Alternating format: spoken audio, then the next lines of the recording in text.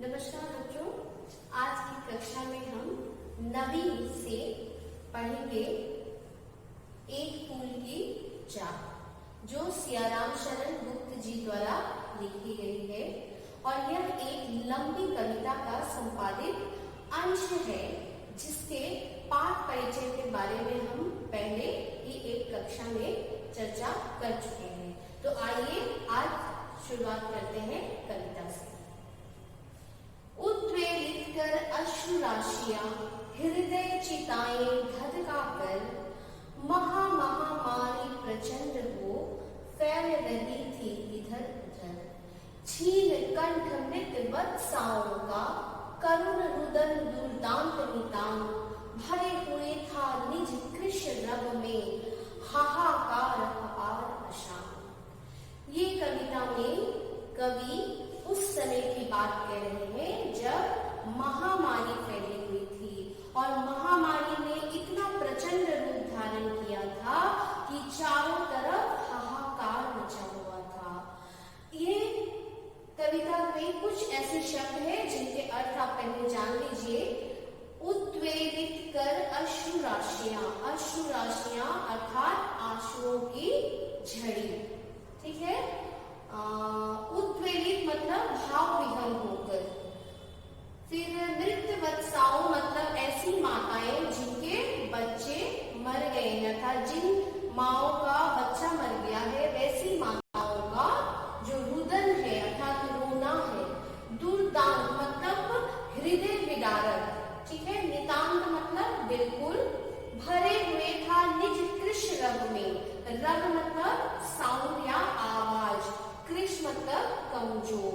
तो इस पैराग्राफ में कवि बता रहे हैं कि चारों तरफ महामारी फैली हुई थी और लोग भाव विहल होकर अश्रु राशियां तक आंसू की झड़ी लगी हुई थी और माताएं अपने बच्चों के मृत्यु पर रो रही थी और ऐसा हाहाकार मचा था कि इतने कमजोर परिस्थिति में भी क्या है, वो जो एक अशांति फैली हुई थी उसकी आवाज सुनाई दे रही थी।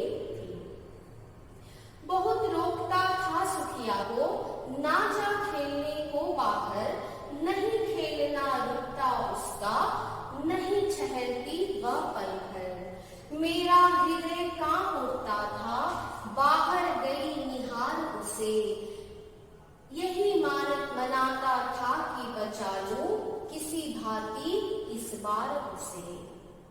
यहाँ कविता में एक ऐसे पिता की व्यथा के बारे में चर्चा है जो अपने एक बच्ची जिसका नाम सुखिया है उसको इस महामारी के समय में रोकता है बाहर खेलने जाने से, और वह बच्ची छोटी है, वो पिता की बात नहीं मानती है, चंचल है और वो बाहर खेलने चली जाती है। ये देखकर उस पिता का हृदय कांप उठता है और वो चाहता है कि ऐसे समय में, ऐसे महामारी के समय में उसे वो काश बचा ले।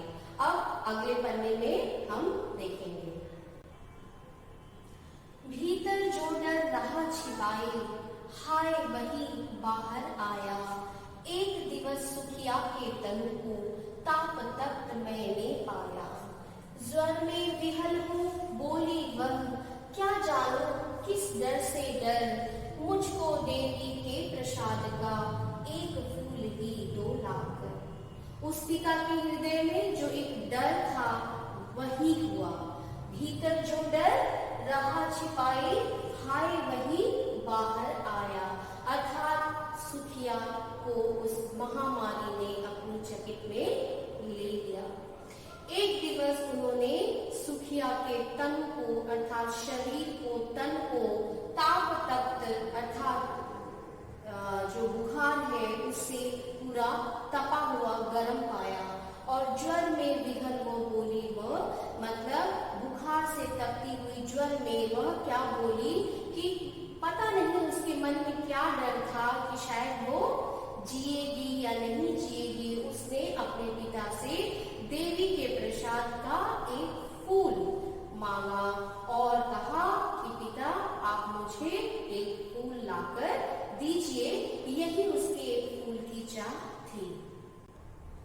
देखते हैं आगे पन्ने में क्या होता है। क्रमशः कंठ छीन हो आया, स्थिर हुए अव्यवसायी, बैठा था नभ नभ उपाय की, चिंता में मैं मन मारी, जान सका न प्रभात सजग से, हुई अलस कब दोपहरी, स्वर्ण घनों में कब रवि डूबा, कब आई संध्या गहरी। तो जब अपने बेटी को उसने ऐसी हालत में देखा, उसकी बेटी ने उससे एक फूल की चाह की और उसके बाद उसकी बेटी पड़ी हुई है और उसका कंठ छीन हो आया, अर्थात दुख से, चिंता में सारे जो शरीर है वो शिथिल हो गए और वो सोच रहा था नए नए उपाय कि कैसे वो अपनी बेटी को ठीक करे। वह इसमें जान नहीं सका कि कब प्रभात मतलब कब सुबह से कब दोपहर हुई और कब शाम हो गई और कब संध्या आई। वो पूरे दिन इस चिंता में डूबा रहा कि उसकी बेटी के इच्छा को कैसे पूरी करे, उसकी बीमारी को कैसे ठीक करे। सभी ओर दिखलाई दी बस अंधकार की ही छाया, छोटी सी बच्ची को ग्रसने कितना बड़ा तिमिर आया। ऊपर विस्तृत महाकाश में जलते से अंगारों से झुलसी सी जाती थी आंखें, जगमग जगते तारों से। और इस चिंता में कि उसकी बेटी का जो शरीर है वो ज्वर से विहल है, वो तड़प रहा है, वो देख रहा है कि किस तरीके से वो पूरे अंधकार में फंस गया है और वो छोटी सी बच्ची को ग्रसने के लिए अर्थात उसको उस बीमारी के चपेट में लेने के लिए काल आया है, अर्थात उसकी जो मृत्यु है वो आई है। और वह इस चिंता में क्या करता है, उसको पूरे आकाश में ऐसा कुछ नहीं दिखता है, कोई आशा की किरण नहीं दिखती है और उसकी आंखें झुलसी सी जाती।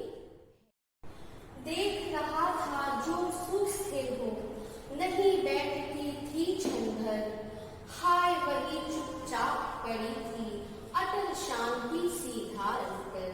सुनना वही चाहता था मैं, उसे स्वयं ही उकसाकर, मुझको देवी के प्रसाद का एक फूल ही दो लाकर। जब उसकी बेटी पड़ी हुई थी ज्वर से तप्त होकर, तब वह जब चिंता में बैठा हुआ था, कब सुबह से शाम हो गई, अब उसे पता नहीं चल रहा था। और उस समय वो चाहता था कि जो बेटी सुस्थिर होकर कहीं बैठती ही नहीं थी, आज वो पड़ी हुई है, बीमार है, वो चाहता था कि वो उसको उकसाकर बोले और उसकी बेटी कुछ उससे बात करे, कुछ उसको बोले, कि यही बोले कि एक फूल ही दो लाकर। और इस तरीके से एक पिता अपनी बेटी की बीमारी में किस तरीके की उसकी जो भावना है इस कविता में बताया गया है। आगे और ऊंचे शहर शिखर के ऊपर मंदिर था विस्तीर्ण विशाल, स्वर्ण कलश सरसिज विकसित थे, पाकर समुदित रवि कर जाल। दीप धूप से आमोदित था मंदिर का आंगन सारा, गूंज रही थी भीतर बाहर मुखरित उत्सव की धारा। अब वह पिता अपनी बेटी के लिए फूल लाने के लिए मंदिर की ओर जा पहुंचा और वो क्या देखता है कि ऊंचे शैल शिखर के ऊपर एक मंदिर विस्तृत है और वहां जो स्वर्ण कलश अर्थात जो सोने का कलश है वो सजा हुआ है और धूप दीप से आमोदित था। जो मंदिर का वातावरण था वो पूरा सुगंधित था और बाहर में भीतर में जो ईश्वर के भजन की जो स्वर है वो मुखरित हो रहे हैं। तो इस पैराग्राफ में मंदिर के जो प्रांगण में मंदिर का जो दृश्य है वो बताया गया है। भक्त वृंद मृदु मधुर कंठ से गाते थे सब भक्ति मुद में, पतित तार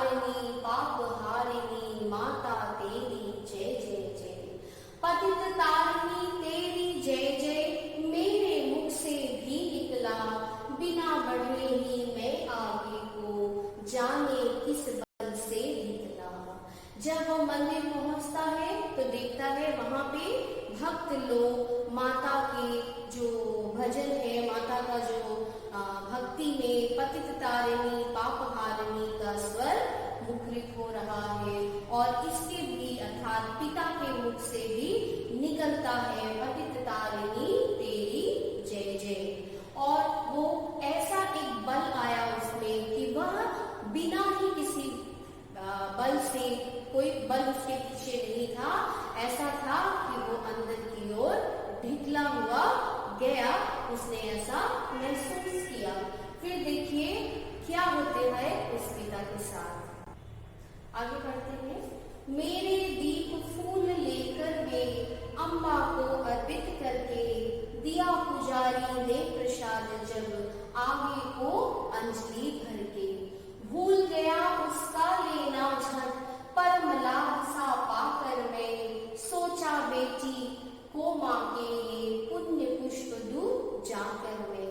आप देखिए किस तरीके से जब वो मंदिर पहुंच गया तो उसके हाथ से दीप और फूल लेकर जब वो अम्बा को अर्थात माँ दुर्गा को अर्पित करके, जब पुजारी ने उसे फूल उसके हाथ में प्रसाद के रूप में जब दिया तो वो उसको लेना, प्रसाद लेना भूल गया और वो पीछे की ओर उसको लगा कि उसने बहुत परम लाभ की प्राप्ति कर ली और वह सोचा कि ये पुष्प अपनी बेटी तक मैं किसी तरह पहुंचा दूं।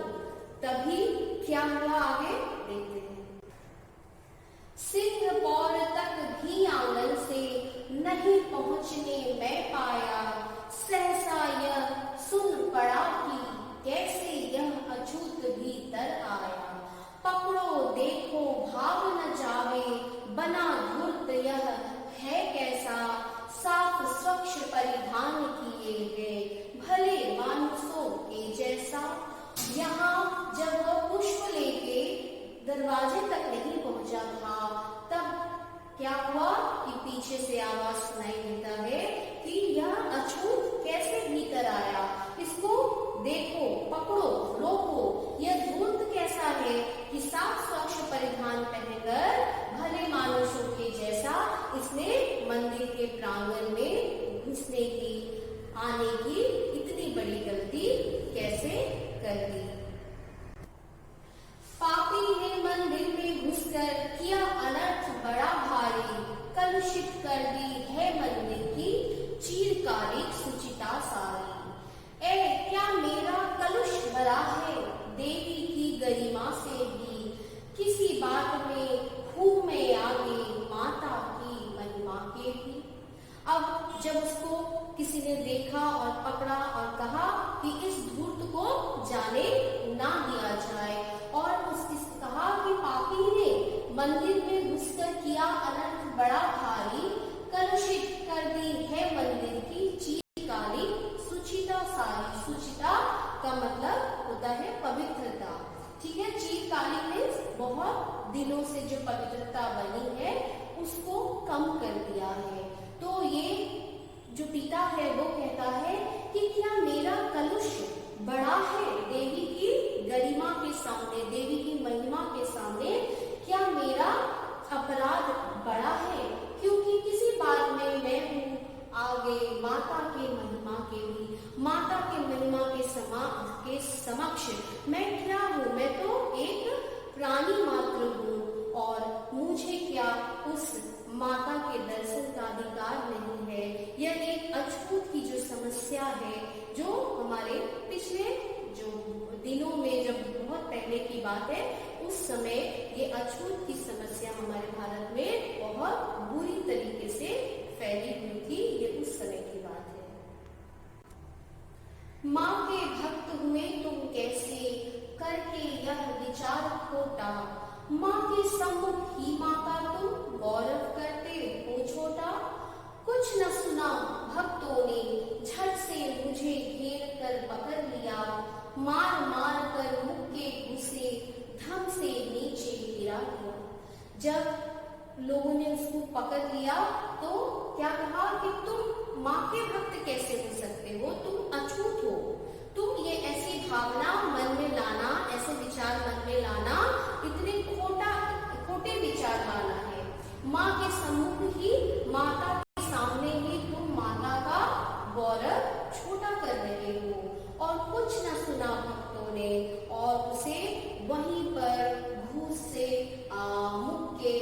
मारकर धम से नीचे गिरा दिया। तो देखिए किस तरीके से एक पिता जब एक फूल लाने के लिए बच्ची के लिए, बीमार बच्ची के लिए पहुंचा, तो सभी भक्तों ने मिलकर उसे क्या किया, धम से नीचे गिरा दिया। तब देखते हैं कि आगे क्या होता है।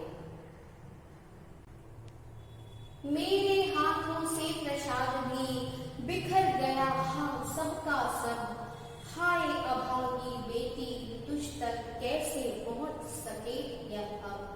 न्यायालय ले गए मुझे वे 7 दिवस का दंड विधान, मुझको हुआ था मुझसे देवी का महान अपमान। अब यह अछूत पिता जब इसको बहुत मारा जाता है, पीटा जाता है और धम से नीचे गिरा दिया जाता है, उसके हाथों में जो देवी के प्रसाद का जो पुष्प था वो भी सब बिखर जाता है और वह सोचता है कि बेटी मैं तुझे एक फूल लाकर नहीं दे पाया, अभी यह फूल उसके पास कैसे पहुंचे, मैं कैसे पहुंचूं। और उसकी बेटी की हालत बहुत खराब थी, वह मरणासन पे पड़ी हुई थी और न्यायालय में उनको उसको ले गया और 7 दिवस का अर्थात 7 दिन का उसको दंड दिया गया। क्यों? क्योंकि उससे एक ऐसा अपराध हुआ जो अपराध नहीं था, अर्थात एक अछूत का एक मंदिर में घुस आना और पूजा करना यह अपराध माना गया उस समय। और क्या हुआ था, उसे लगा कि उससे देवी का महान अपमान हुआ है। अब आगे हम देखेंगे क्या उसकी बेटी को पुष्प मिलता है, क्या वह न्यायालय से छूटता है, उसकी बेटी किस हालत में अपने पिता का इंतजार कर रही है।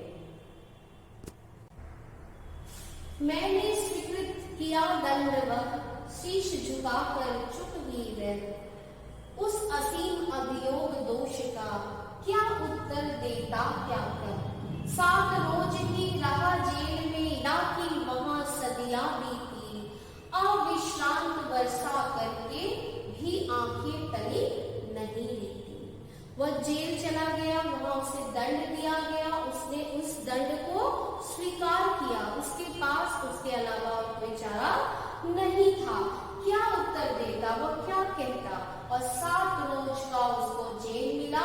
ये 7 रोज ऐसे लग रहा था कि सदियां बीत गई, अर्थात 100 साल के समान उसको प्रतीत हो रहा था और उसकी आंखें जो है वो आंसुओं की लड़ी लग गई। वह इतना रोया लेकिन फिर भी उसकी आंखें तनी भी रहती नहीं।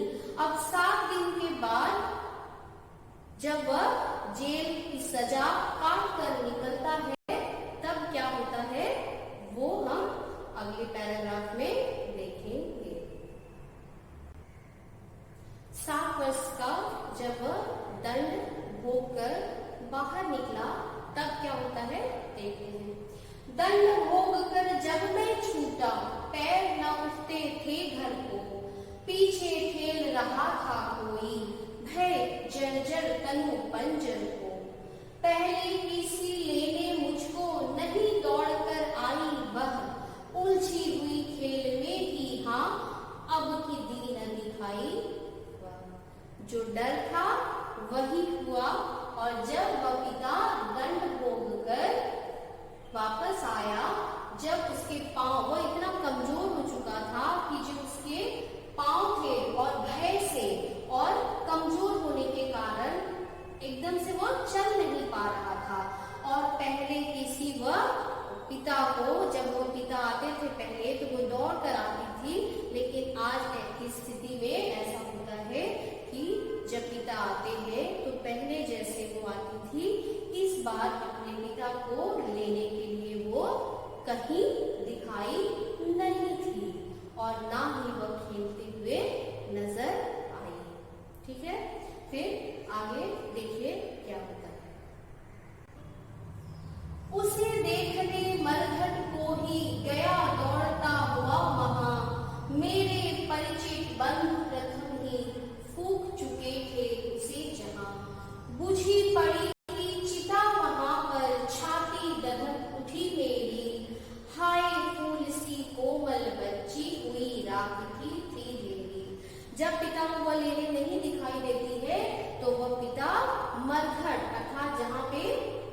मरे हुए व्यक्तियों को जलाया जाता है।